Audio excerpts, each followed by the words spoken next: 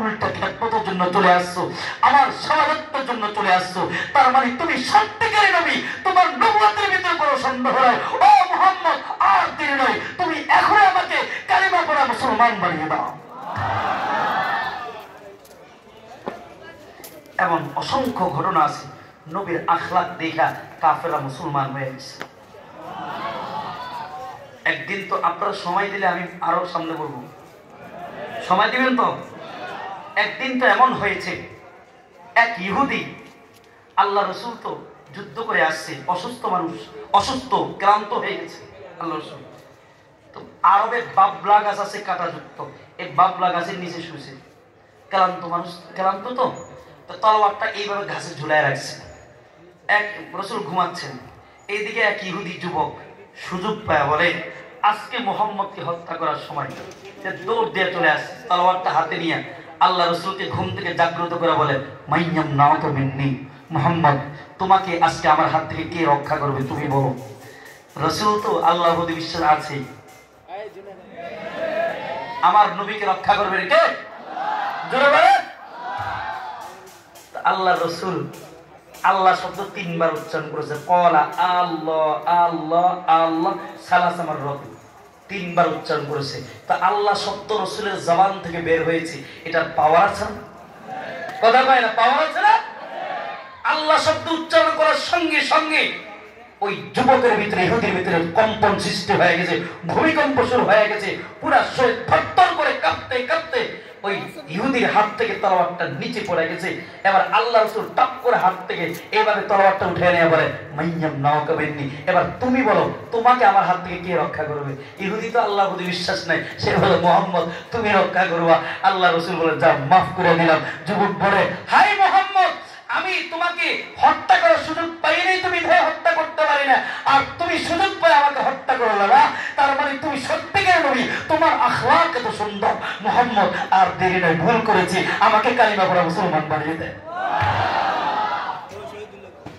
আল্লাহ, হায় রে আমার নবীর চরিত্র কত সুন্দর, আমার নবীর আখলাক দেখে মুসলমান হয়ে গেছি। কিন্তু বড় দুঃখ আর পরিতাপের বিষয়, সেই 1400 বছর আগেই কাফেররা আমার নবীর ইজ্জত উপর আঘাত করার চেষ্টা করে, আর বর্তমান সেই 1400 বছর পরে বাংলার জমিনে কিছু নাস্তিক আর মোরতাদ গুলো আমার নবীর ইজ্জত উপর আঘাত করার চেষ্টা করে। কথা বলে না? আমার নবী গত কয়েকদিন আগেও ইসকনের কুত্তা আমার নবীকে বলছে সন্ত্রাস। নাউজুবিল্লাহ, জোরে বলেন। আরে নবীকে গালি দিয়েছে, এর থেকে দুঃখ আর কিছু হতে পারে? তো নাউজুবিল্লাহ, জোরে বলে। আমার নবীকে বলে সন্ত্রাস, নাউজুবিল্লাহ বলেন। আমার নবীরা কি জোরপূর্বক ভাবে বাইতুল্লাহ দখল করেছে?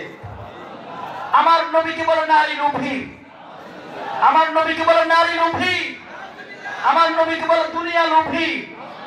আর কুলাঙ্গার শোন, ইতিহাসগুলো পড়ে দেখ, আবু তালেবের মাধ্যমে তোদের উত্তরসূরিরা কাফেররা, পূর্বসূরিরা, তারা নবীর কাছে নারীর অফার দিয়েছে, বাদশাহিত্বের অফার দিয়েছে, মালের অফার দিয়েছে, আরো কত কিছুর অফার দিয়েছে। কিন্তু আমার নবী সব রাখতে মিলে ইসলামের উপর অটল ছিল, হকের উপর অটল ছিল। খোদার কসম করে বলছি, আমার নবীকে, আমার নবীর বিরুদ্ধে কথা বলবি আমরা কখনো সহ্য করতে পারি না। ঠিক কিনা বলেন? আমি তো মাঝে মধ্যে এইটাই বলি, শোন, আমার বাবাকে গালি দিতে পারো, আমি সহ্য করে নেব, আমার মাকে গালি দিতে পারো, আমি সহ্য করে নেব, আমার উস্তাদকে গালি দিতে পারো, আমি সহ্য করে নেব, কিন্তু আমার কলিজার টুকরা নবীকে আমরা জীবন দিয়ে ভালোবাসি, আমার নবীর বিরুদ্ধে কথা বলবি এরা সহ্য করতে পারি না। ঠিক কি আওয়াজ দেবে?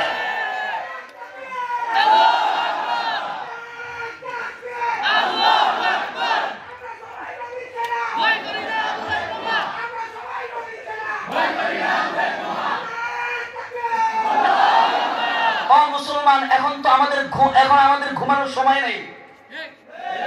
কথা বলে না কেন? এখন আমাদের আর ঘুমানোর সময় নেই। এই যে গত 2 দিন আগেও দেখেছেন, সেই ইহুদিদের এজেন্ট হয়ে মুসলমানদের উপর, আমার নিরীহ ভাইদের উপর আক্রমণ করেছে। এটার প্রতিবাদ অবশ্যই আমরা করব, এদের অবশ্যই বিচার চাই। কথা বল না কেন? আমরা চুপ থাকতে থাকতে ওরা সুযোগটা পেয়ে গেছে। হ্যাঁ, আমরা তো মুসলমানরা এক একজন এক এক দিকে আছি, কেউ এই দল করে, কেউ সেই দল করে, করি না কেউ, কিন্তু ইসলামের ব্যাপারে এক। কথা বলেন। আজকেও মসজিদে আলোচনা করেছি, আমি নিজে তো মিছিল করলাম আজকে, স্বৈরাচার চলে গেছে কিন্তু তার